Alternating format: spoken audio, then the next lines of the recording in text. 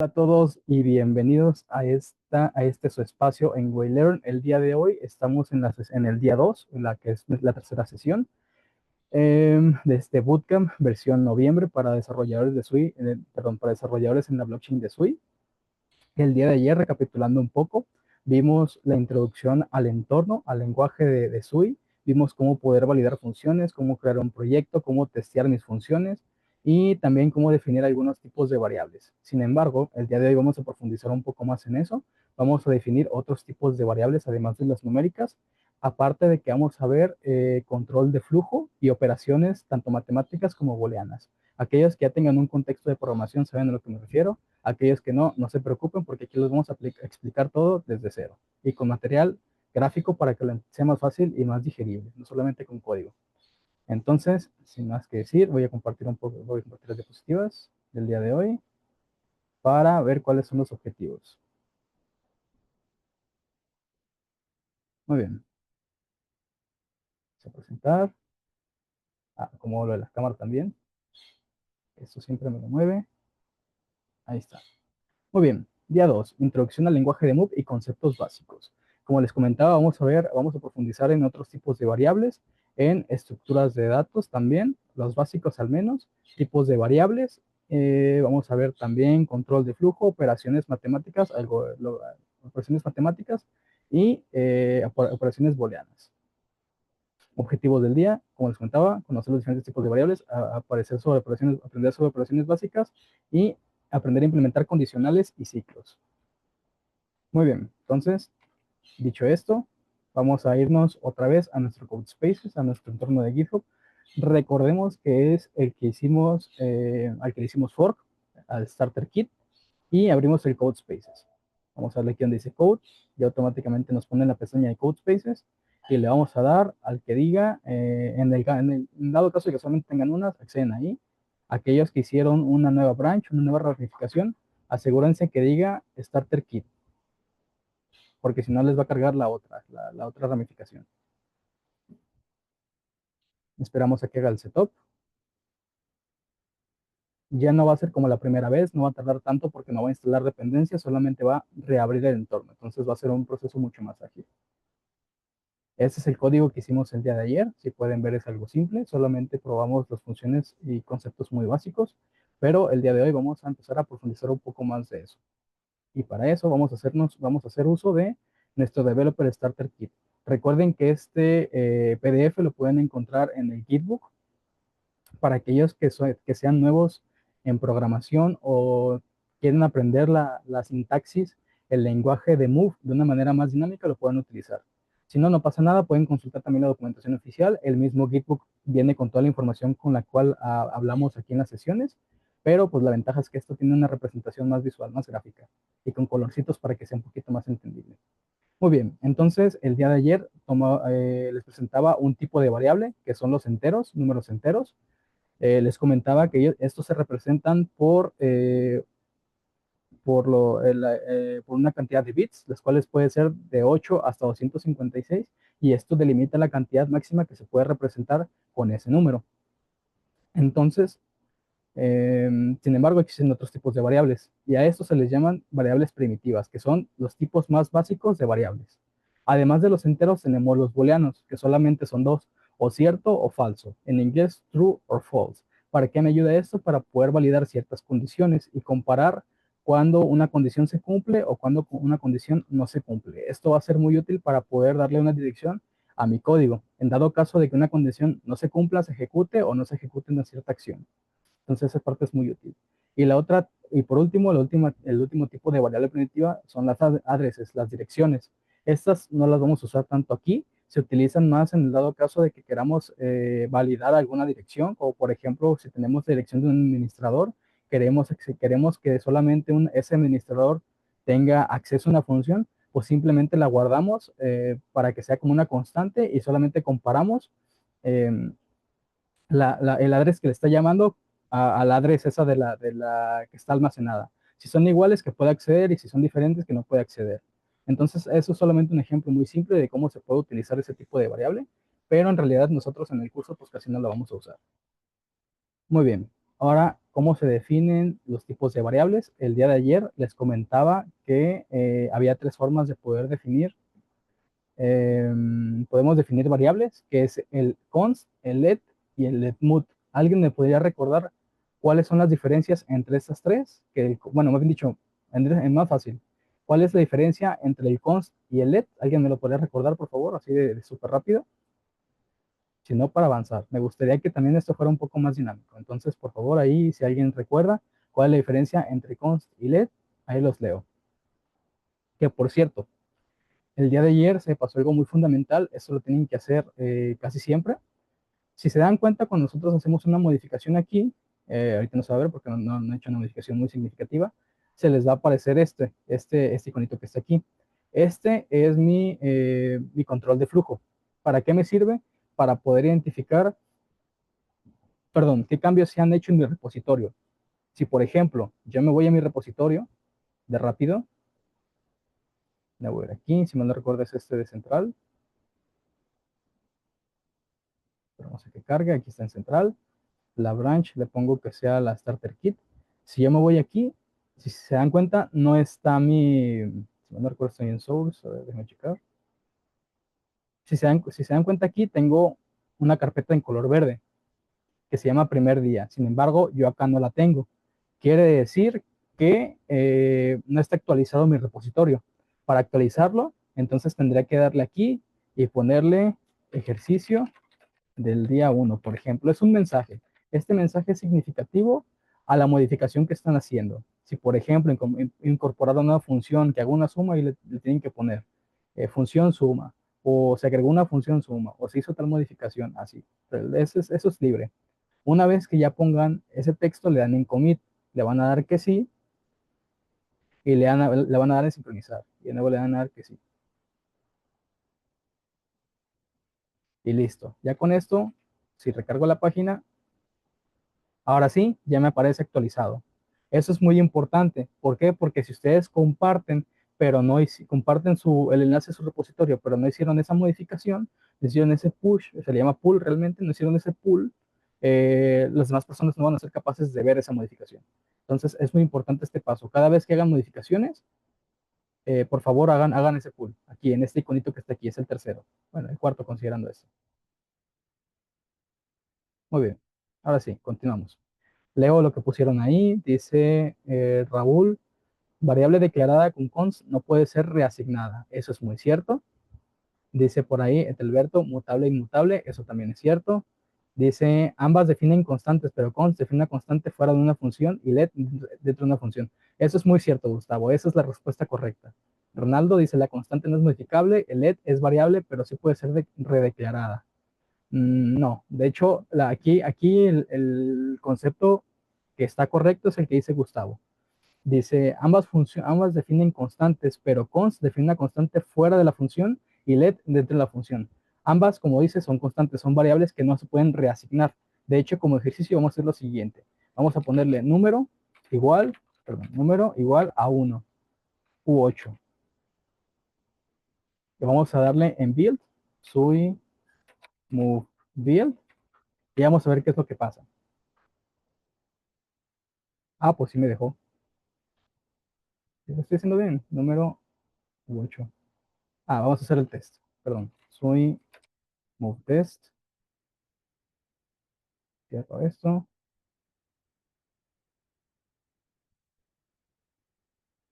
Ah, caray, sí me está dejando hacerlo. Dice. Mentiras. Ya sé por qué está mal. Perdón. Siempre que vayan a hacer esto, recuerden que tienen que posicionarse en su carpeta de proyecto. Aquí todavía no estoy en mi carpeta de proyecto, ya que es CD, primer día. Listo. Ahora sí ya estoy en mi carpeta del proyecto, por eso no funcionaba. Una disculpa. Entonces vamos a darle en Sui Move Test.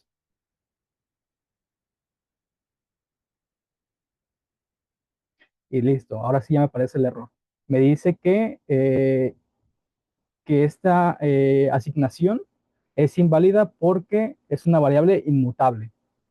Entonces, ahí está mal porque quiero darle esa reasignación como dicen por ahí.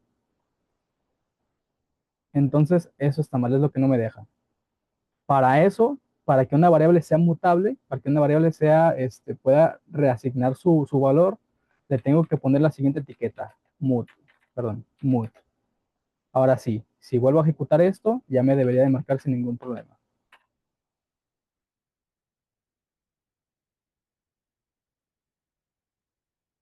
Me falta punto y coma, perdón. Ahora vamos a decir here.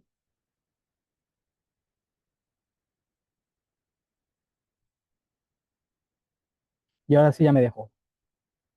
Pero ahora sí ya no me marcó ningún error. Entonces, muy importante ahí, recordemos, const, siempre que quiera guardar una constante, fuera de una función, tiene que ser con const. Si es dentro, tiene que ser con let. Y si es una variable que quiero reasignar, tiene que ser con let mut. Muy bien. Ahora sí, continuemos con el siguiente punto. Vamos con las operaciones algorítmicas. De igual manera como se hizo con esto, vamos a hacer más ejemplos de suma. Solamente que aquí como me da ansiedad porque la gravedad le está poniendo 10, le voy a poner otro número. Le voy a poner, por ejemplo, constante. Constante.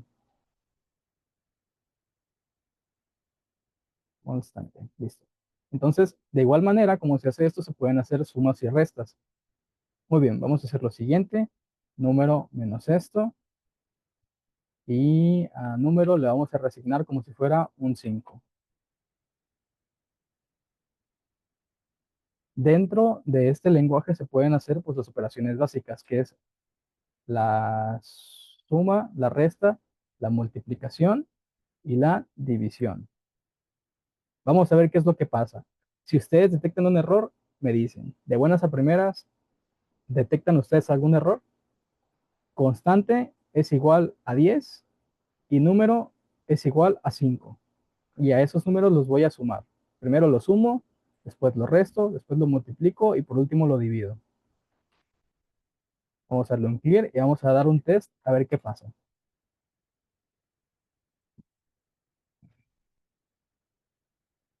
Ok, vemos un error. Para empezar, vemos un error en el... Dice que esperaba un punto y coma. Vamos a poner punto y coma. A ver si es eso.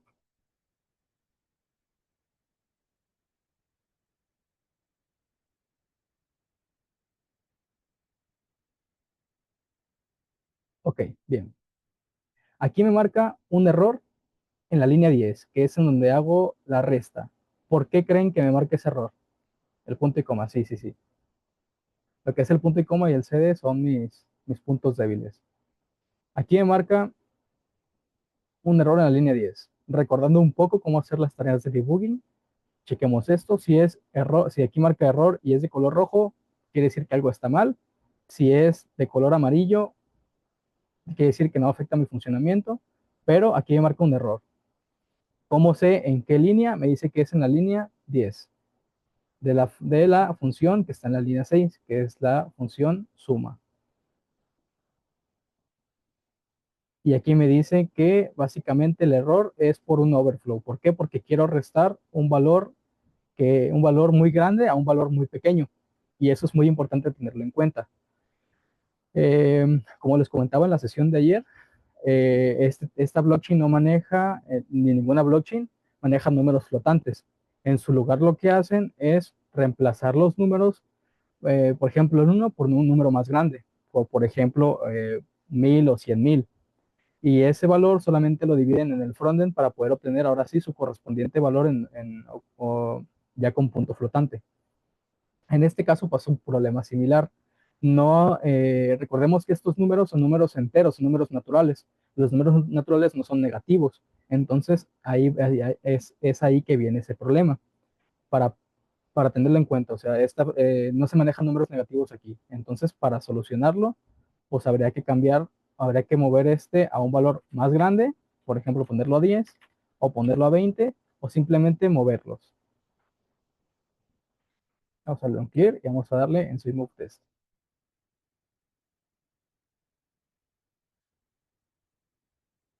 Muy bien, y ahora sí ya me parece ahí. Ojo también aquí con la división. ¿Qué es lo que va a pasar si yo, por ejemplo, en vez de ponerle 20, le pongo 15 en la parte de la división? Vamos a darle un clear. La división funciona de la siguiente manera. Siempre me va a redondear al número entero más cercano de la división. Me lo va a truncar.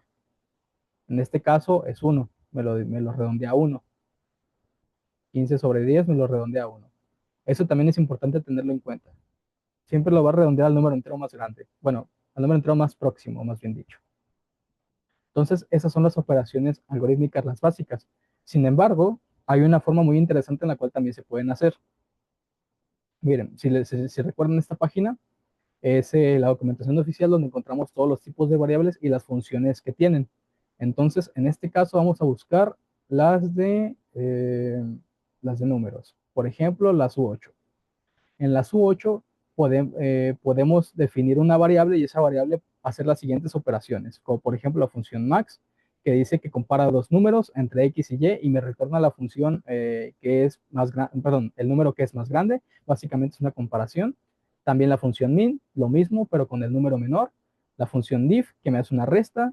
La función divide y redondea, es lo que les comentaba.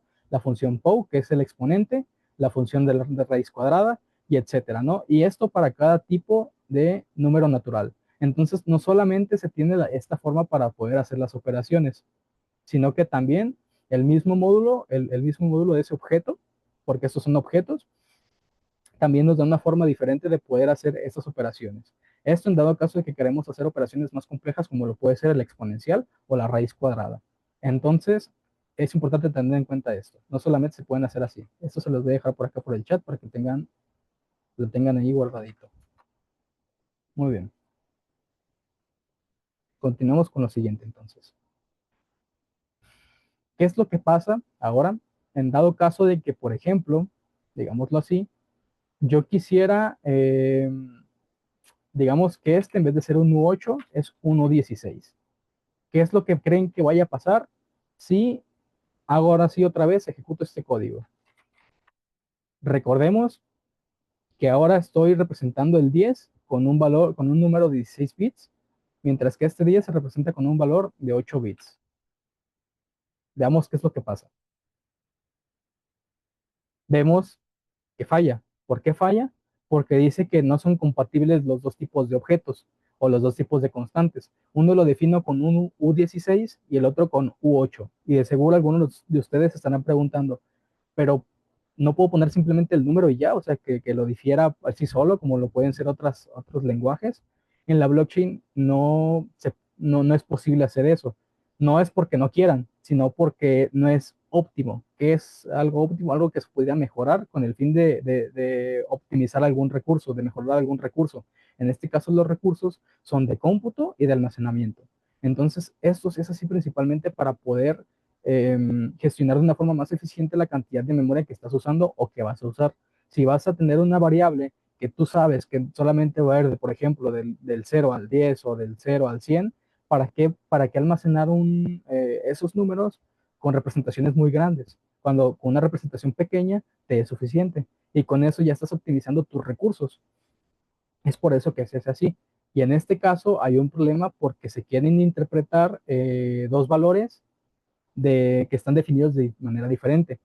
Para solucionar esto, se puede hacer lo siguiente, que es convertirlos de un valor convertirlos de un tipo a otro. Para hacer esto, lo que tenemos que hacer es definir una variable, let, puede ser conversión, le vamos a poner conversión, le vamos a poner así, de U8, y le vamos a poner que va a ser constante as U8. Y con esto, y ahora sí podremos interpretar. Vamos a quitar esto aquí y en vez de que aquí sea como constante, tiene que ser conversión. Conversión y conversión. Listo. Bien. Y ya con esto, ya ahora sí podemos hacer esas operaciones. ¿Qué es lo que hacemos con esto? Pues simplemente reinterpretamos el número a una escala de bits más pequeña. Esto también se puede escalar, o sea, si yo tengo un 8, pasarlo a por ejemplo, un 256, un 256 a un 16 y viceversa y etcétera. ¿Cuál es la única condición para que esto funcione? Que el número de aquí, que el número que quiero convertir, sí quepa en la nueva representación. Por ejemplo, Si aquí, en lugar de tener este valor, tuviera 60,000, ahí son 60,000, ajá, tuviera 60,000, esto me fallaría. ¿Por qué? Para empezar, perdón, el número que que más puedo representar con 16 bits es 65,532. Bien, perdón, 65,535. Entonces, esto está correcto. Pero el número que yo puedo representar, el número más grande que yo puedo representar con 8 bits, solamente son 255. Entonces, quiero representar 60,000 en una variable que solamente me sirve para representar 255, pues simplemente no encaja, no cabe. Y eso me va a bloquear, pues no va a marcar error. Me va a decir que hay un overflow ahí, que no se puede. Entonces, eso es importante tenerlo en cuenta también. Muy bien. Ahora pasamos con lo siguiente, las comparaciones. Y para eso nos vamos a apoyar con nuestro buen PDF, que es el SUI Starter Kit. Aquí está también lo de los tipos de variables, como ejemplos de, y vamos con las comparaciones. Hay diferentes tipos de comparaciones, las cuales me van a pedir, me van a facilitar a mí el comparar el resultado de estos dos valores.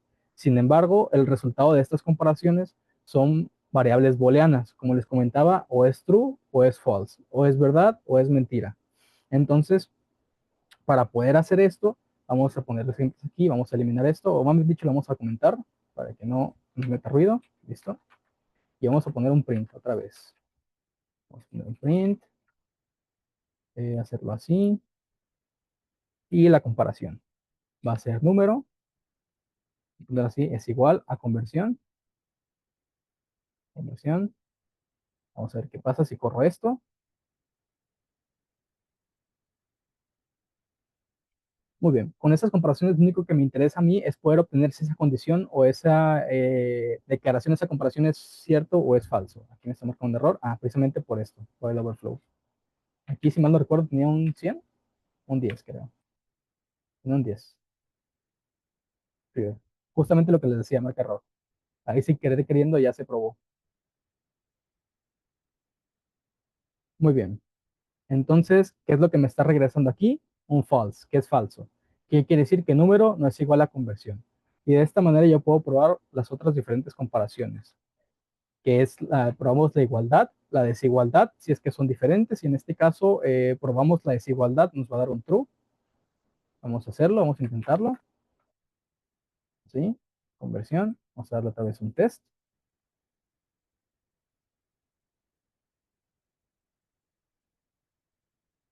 Y listo, ahora sí me pone el true. Y de esta forma podemos hacer más comparaciones. Si un número es mayor que otro, si un número es menor que otro, si un número es mayor o igual que otro, y viceversa. Por último, el que está ahí. No lo vamos a hacer todos, de hecho eso se los dejo de tarea a los que quieran hacerlo como una buena práctica. Recuerden que este código se los voy a compartir, entonces pueden utilizar este mismo código para poder implementarlo. Si no, recuerden que no es tan complicado, solamente es definir dos variables y hacer la comparativa y hacer el print y listo. Muy bien, y ahora sí vamos a lo interesante. ¿Para qué me sirve esto? ¿Para qué me sirve saber si una variable es igual a otra? ¿Para qué me sirven realmente las variables booleanas? Aquí llegamos a un término muy importante, que es el control de flujo. El control de flujo a mí me permite a mí, como el nombre lo dice, llevar el flujo de mi código. ¿Qué es lo que quiero que se cumpla? ¿Qué es lo que quiero que se haga? Dependiendo de si se cumplen unas ciertas condiciones. Por ejemplo, vamos a hacer lo siguiente. Y empezamos a definir ahora sí los controles de flujo. Tenemos el if. ¿Qué es el if? Pues básicamente es eso. El if en español es sí. Si pasa esto, haz esto. Entonces, así es como se define esto. Perdón, digo mucho esto. Así es como se define esta condición, este condicional, el if. Entonces aquí lo vamos a interpretar de manera textual.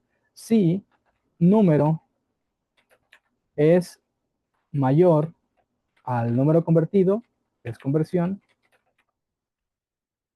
vamos a hacer que nos haga un print de que nos imprima hoy no en este código, UTF-8, permítanme, eso ahorita lo explico. Use, std, dos puntos, dos puntos, ¿cuál era? Era string, de acuerdo. String, dos puntos, UTF-8. Esto ahorita lo explico, no se preocupen. Y aquí está. F8,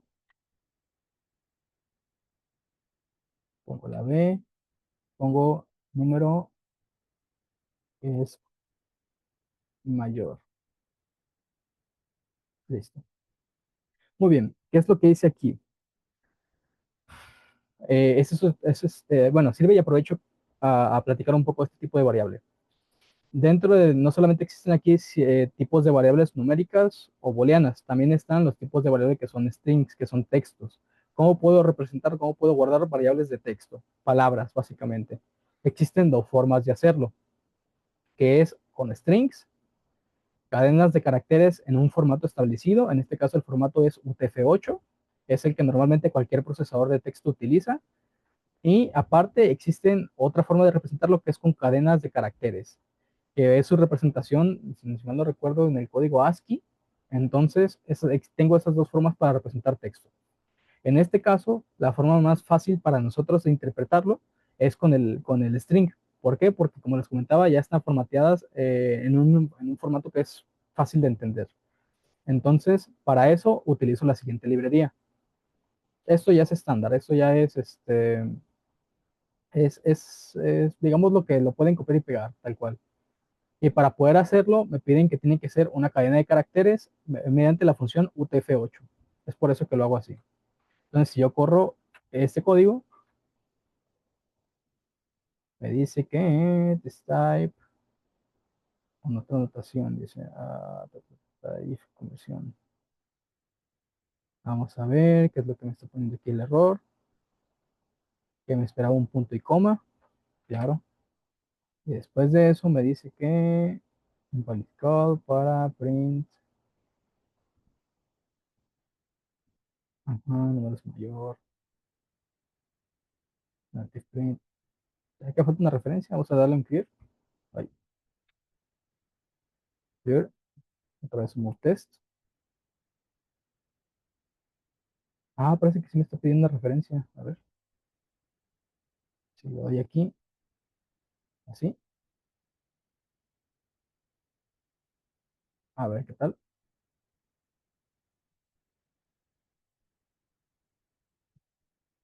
Ujú. Sí, era por eso. Muy bien. Igual no se preocupen, ¿eh? Vamos a checarle en su tiempo qué son las referencias. Muy bien. Ahorita nada más acértense en el control de flujo. Entonces, ¿qué es lo que quiere decir esto? Si número es mayor a mi conversión, haz este print. Aquí podría utilizar, por ejemplo, hacer una suma o hacer otra resta para que el número sea menor, etcétera. Entonces, para eso me sirven las comparaciones, el uso de las variables booleanas y el control de flujo. Pero ahora, supongamos que quiero tomar otro control, otra acción. ¿Qué es lo que pasa si esta condición no se cumple? Para eso, vamos a poner el siguiente comando, que es el else. Else. El else, perdón, aquí está mal. Else. No es cierto. Bueno, sí, else. Bueno, vamos con el if else mejor. Tenemos otra condición que es el if else. Perdón, es al revés. Else if. ¿Qué quiere decir esto? Básicamente, aquí yo le digo, si esta condición se cumple, haz esto. Si no, si no, entonces checa si número es menor a conversión. Y vamos a ponerle así. Vamos a copiar esto, para ponerlo aquí, y que ahora número es menor. Listo. Muy bien. ¿Qué es lo que hago aquí entonces? Primero, comparo si número es mayor a conversión. Si es mayor a conversión, me hace esta acción. Si no es mayor a conversión, hago una segunda comparación, si se analiza un segundo estado, una segunda condición, donde ahora veo si número es menor a conversión. En dado caso de que esta condición se cumpla, ahora hace esta acción. Y por último, tenemos el else. El else es como la condición última. En dado caso de que ninguna de las dos se cumplan, ¿qué quiere decir esto? Bueno, no es cierto. Vamos a hacer otro else if, nada más para ponerle aquí más estructura a esto. Else if, vamos a checar otra condición en la cual número sea igual a conversión. No, creo que no. Bueno, sí, número es igual a conversión. No, no. Creo que con el if sí queda. Así está bien. Así sí queda bien así. Muy bien. Entonces aquí queda que número es igual a la conversión. Bien. Y con esto ya analizo todos los estados. Entonces, primero, verifico si es mayor. Si es mayor, me imprime que el número es mayor. Después, si esta condición no se cumple, paso a la siguiente comparación, en la cual verifico si el número es menor. Y si ninguna de estas dos condiciones se cumplen, paso a la última. Para eso es el else. El else es como el refechaje de las condiciones. Si ninguna de las condiciones que yo especifiqué anteriormente se cumplen, el else se hace por defecto. Es la última condición, es como lo final, pues. Si ninguna de las previas se cumple, entonces hago esto. Para eso me sirve. Ahora bien, alguno de ustedes se estará preguntando, ¿es lo mismo si yo pongo esto afuera del else? Pues no, no es lo mismo, porque eh, para empezar, recordemos que todo esto es un bloque, por así decirlo. Todo lo que se ejecute ahí, más bien dicho, todo lo que esté aquí se va a ejecutar siempre y cuando se cumpla esta condición. Igual con los anteriores. Si yo lo pongo acá, puede que parezca que funcione, pero en realidad no, porque se va a ejecutar dos veces la misma, se va a ejecutar dos veces, se va a ejecutar lo que está aquí, en dado caso de que sea true, y aparte, al finalizar todo este segmento, todo este bloque de código, se va a terminar ejecutando este que está acá. Entonces, por eso es importante tener el else if. Y ahora, sé que algunos también se podrán estar preguntando, ¿es lo mismo si yo tengo else if, así esto lo borro y lo dejo como un if? La verdad es que tampoco es igual. ¿Por qué? Porque son bloques de código diferentes, por así decirlo. Realmente no se recomienda. Si vas a hacer comparaciones que sean sucesivas, si te interesa comparar diferentes estados, lo ideal es que utilices es else if. ¿Por qué? Porque si se dan cuenta, aquí, si se cumple esta condición, ya se salta al siguiente paso, se salta a los demás, se salta todo esto, porque todas las condiciones solamente se ocupa que se cumpla una sola. Al cumplirse una sola, se hace una acción y se continúa con el código. En dado caso de que tengan puro if en lugar del if, se va a estar comparando cada una de ellas y es poder de cómputo que yo estoy desperdiciando. Entonces, y el código puede llegar a ser más lento, más torpe. Entonces, siempre he recomendado que si van a tener más de una comparación, utilicen else if. Espero y esa parte quedará clara. Muy bien, vamos a quitar esto y vamos a continuar con lo que sigue. No sé si hasta aquí hay alguna duda, si quedó clara esta parte. Realmente estos condicionales son muy importantes, ¿eh? Y por ahí una persona me hacía una broma bueno, le gusta mucho la media con eso. Eh, Le preguntaba si conocía en el fondo qué eran las redes neuronales, aquellos que les gusta la inteligencia artificial, y me decía, sí, pues básicamente son puros if conectados en cadena. Entonces, pues yo me quedaba así de, pues, o sea, no puedo decir que no es cierto porque a final de cuentas sí es cierto. El ternario te refieres a algo así como el de JavaScript, el de React de JavaScript. Ah, sí, cierto, exactamente. Algo así pensé. Ajá. No, creo que no se maneja el ternario. Mm, mm. Es lo mismo, básicamente es como un if. Si no haces esto, es lo otro. La ventaja es lo del doble ampersand, que te permite hacerlo directo, si se ejecuta algo o no, pero no, creo que no se maneja el ternario. Según yo, no. Lo que pasa es que este es un lenguaje un poquito abstracto, tienes que ser específico. Y parte de que seas específico es de donde viene este carácter que está aquí. De hecho, vamos a hablar un poco de él, ya que Ronaldo hizo la pregunta y ya me metió esa intriga. Muy bien, de seguro a más de uno le surgió esa duda de por qué utilizo ese ampersand. El ampersand es una referencia. ¿Qué quiere decir una referencia? Hago una referencia de memoria a la variable que estoy poniendo ahí para que sepa el print de la función que estoy haciendo, qué es lo que está invocando. Entonces, básicamente, si se dieron cuenta, no tienen que memorizar exactamente dónde van. Simplemente, si en algún punto lo obvian o se lo olvida, vamos a ver aquí, si en algún punto se les olvida ponerlo, el mismo código les va a decir, oye, aquí te falta una referencia. No puedo inferir cuál es la variable que estás usando porque esperaba esto. Esperaba esa referencia. Entonces, por ejemplo, aquí me dice que en la línea 22, que es justamente donde está mi print, me decía que esperaba esa referencia. Entonces solamente voy y la pongo.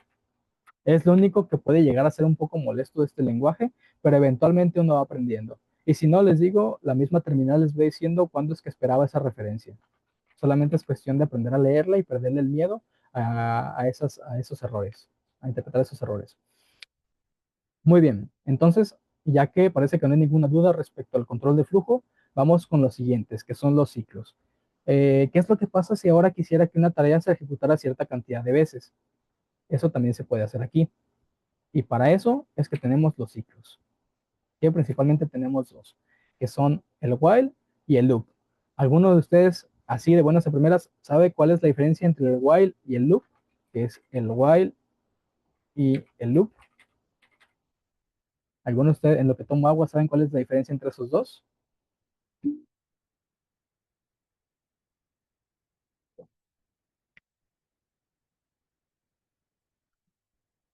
Si no lo saben, ahorita vamos a ver cuáles son las diferencias y cómo se hacen cada uno. Y si no, recuerden que lo tienen también aquí en su PDF de Starter Kit. Por aquí está también la parte de los whiles y el loop. Bueno, continuamos entonces. Exactamente, Raúl. El loop es infinito. Exactamente. El loop depende de que tú le establezcas una condición de paro, de lo contrario va a ejecutarse infinitamente. Mientras que el while no. El while se va a ejecutar siempre y cuando se cumpla una condición. Entonces vamos a empezar con el más fácil, que es el while. While, por ejemplo, tenemos... sí, sí, sí. Si quieres, ahorita te lo paso. Ahorita que se acabe la sesión. Permíteme un poquito. Vamos a checar lo del while. Para el while ocupamos una condición. Para eso vamos a crear otra función. Es más, esta ya la vamos a dejar un poquito de lado. Vamos a crear una función. Vamos a checar otra función. Vamos a cerrar esto. Lo más clásico que podemos hacer con esto es un contador. Entonces vamos a hacer un contador. No recibe ningún parámetro. O bueno, sí que reciba un parámetro que sea X, que sea un u 8. Y vamos a hacer lo siguiente ahora sí.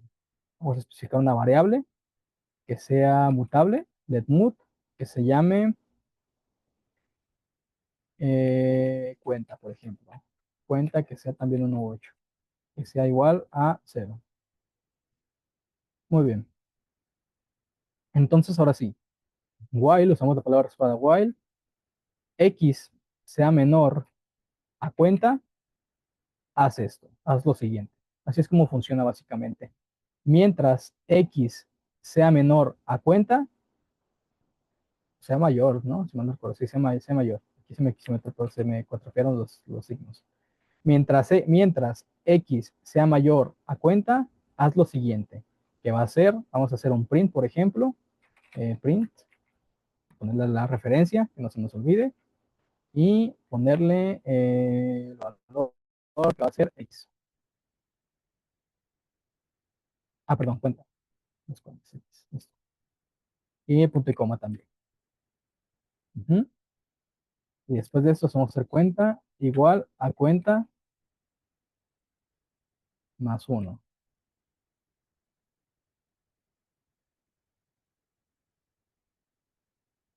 Muy bien. Y listo. Ajá. Pues vamos a hacer esto, vamos a imprimir vamos a ponerlo acá abajo también en el test. Vamos a reemplazar suma por contador, y vamos a hacer que cuente al 10. Listo. Vamos a hacer el test.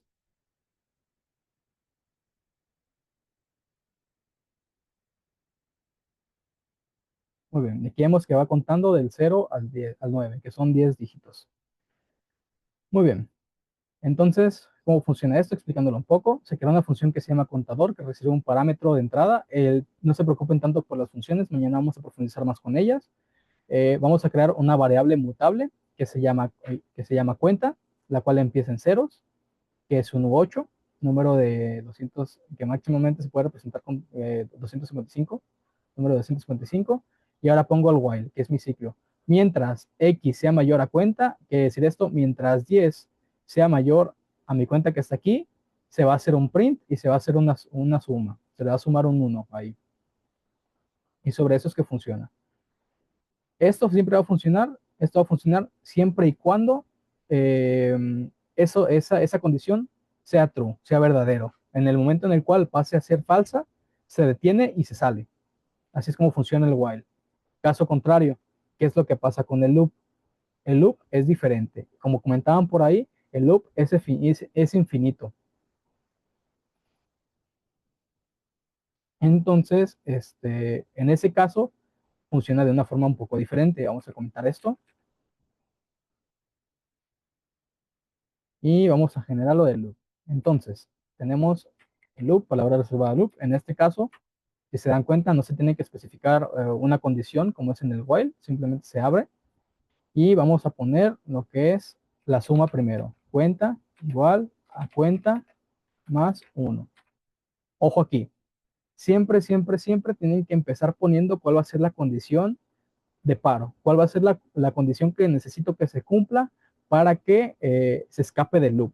En ese caso, voy a utilizar el control de flujo que aprendimos aquí arriba, que es el if. Entonces, si, vamos a poner aquí, si cuenta,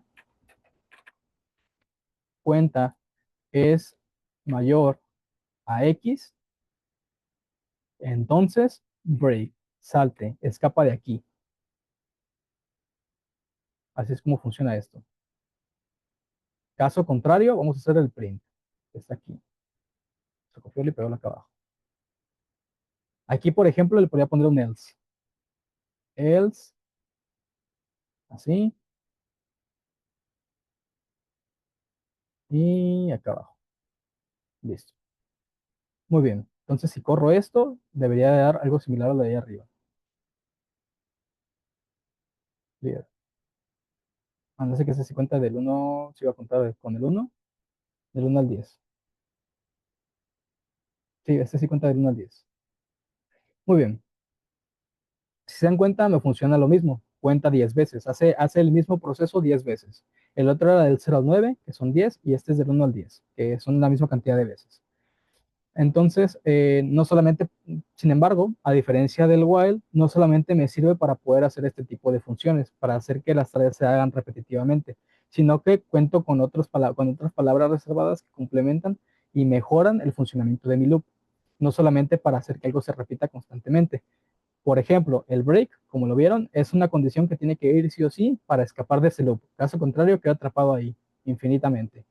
Ahora vamos a hacer la siguiente función. Vamos a hacer una función que detecte los números pares. Entonces, para eso me faltó poner una operación ahí arriba, que es la operación módulo, pero la vamos a usar para poder detectar los números pares. Entonces, ¿qué es lo que pasa en este caso? Vamos a eliminar este print. Bueno, no, lo vamos a dejar ahí. Vamos a poner aquí un else if para checar esto y vamos a ver la primera condición. Si cuenta, dice move, no hay operadores de incremento. Creo que no. Creo que no hay operadores de incremento. Eh, no, ¿verdad, Isaac? Según yo no. Según yo no hay. Sí recuerdo que se intentó poner, por ejemplo, en más igual para poder hacer determinar una variable a que se sume así sola, pero no funciona. Entonces, según yo no. No existen. Según yo. Igual, cualquier duda se puede preguntar con Wayne. Pero bueno, vamos a contar con esto porque ya casi nos queda poco tiempo. Vamos a poner aquí. Es cuenta, paréntesis, módulo, módulo 2 igual a 1. Quiere decir que el número va a ser par. Por ende, voy a checar acá donde tengo texto para no tener que volver a escribir. Que este número es impar. Número es impar. Impar. Esto ya no lo necesito. Bueno, sí. Vamos a dejarlo por si las dudas. Muy bien. Mm, bueno, no, mejor esto no. Así. Si es impar, que mejor continúe. Continue. Y por último tenemos el else, donde aquí sí va a ir. Print cuenta y el otro que es número par. ¿Mm? Print, lo tengo arriba también. No, que está acá arriba. Está aquí. Vamos a pegar acá. Número es par. Y imprimo el par. Muy bien. ¿Qué es lo que hago en este caso? Miren. Primero genero el loop. Posteriormente le sumo un 1 a la cuenta. Lo incremento en 1. Y comparo. Si cuenta es mayor a X, quiere decir que ya rebasó el valor máximo que quiero que cuente. Break, que escape del loop, que salga de ese loop. Ahora bien, hago otra comparación. Como quiero detectar que cuando un número es par, entonces voy a hacer lo siguiente. Verifico mediante la operación módulo, que la operación módulo lo único que hace es lo siguiente. Compara cuenta, le saca el módulo de 2. ¿Qué quiere decir esto? Que al sacarle el número de 2, si un número es par, el resultado va a ser 0, y si el número es impar, el resultado va a ser 1, básicamente. Entonces, en este caso, va a comparar el número que esté en cuenta, les va a sacar el número 2, el módulo 2, perdón, y lo va a comparar con 1. En dado caso de que sea un 1, va a sacar, más bien dicho, va a tomar la acción de continuar.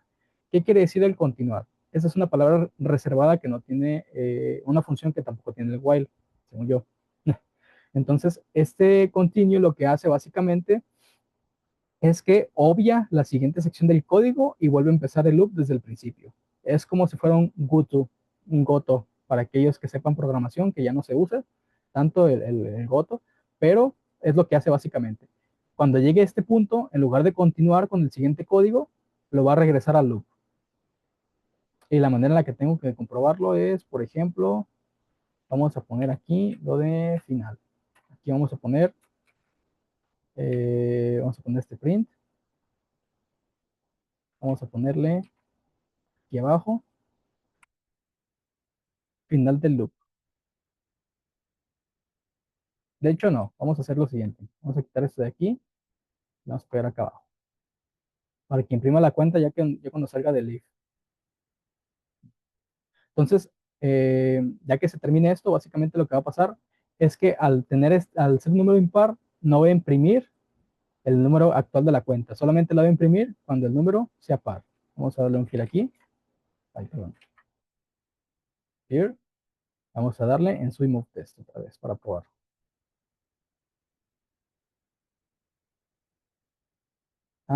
Punto y coma. ¿O no? Expected en print. Aquí arriba. Otra vez los puntos y comas, perdón. Self-clear, remove test,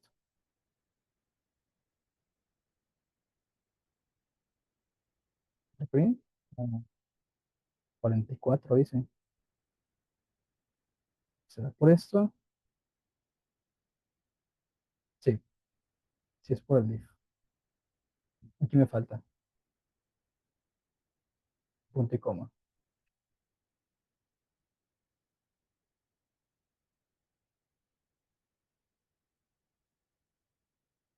Listo. Muy bien.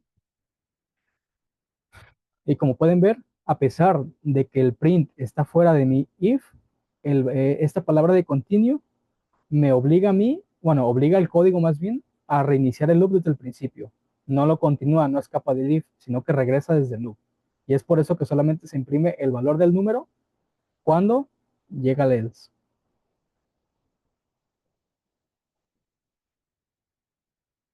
Muy bien, no sé si quedó clara esa parte. Eh, de momento, es todo por la sesión de hoy. Vimos además otros tipos de variables, vimos strings, vimos números enteros, vimos cómo convertir un número entero de 8 o 16 y viceversa, diferentes tipos. Vimos variables booleanas, vimos también control de flujo, vimos ciclos y también un ejemplo algo sencillo de la implementación de los dos. ¿Para qué me sirve tener a mí el control de flujo y los ciclos?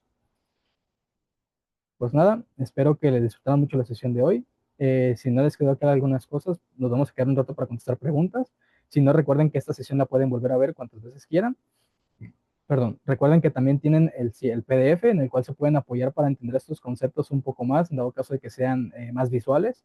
Si lo quieren ver con colores o ver con imágenes, también tienes otra herramienta que les puede ayudar a entenderlo de otra forma. Y pues nada, ojo y muy importante, recuerden siempre que hacer modificaciones, hacer el commit, porque si no los cambios no se van a ver reflejados en su repositorio. Entonces en este caso le voy a poner sesión del día 2 y de interfaz voy a poner miércoles. Miércoles. Vamos a darle un commit, para que sí. Nada más para que se guarden los cambios, sincronizamos y listo. Esto es muy importante que lo hagan, chicos. Entonces ahí se los encargo también. No se les olvide. Y pues nada, es todo por la sesión de hoy. Espero que la disfrutaran, espero que la entendieran. Recuerden que cualquier duda que tengan la pueden preguntar, no tengan miedo en eso. Y pues nada, sí, ahorita, de hecho ya está arriba, ahí te lo compartió Isaac. Bueno, ahí lo compartió Isaac, si no, ahorita se los paso. Pues nada, muchas gracias, hasta mañana, nos vemos, adiós.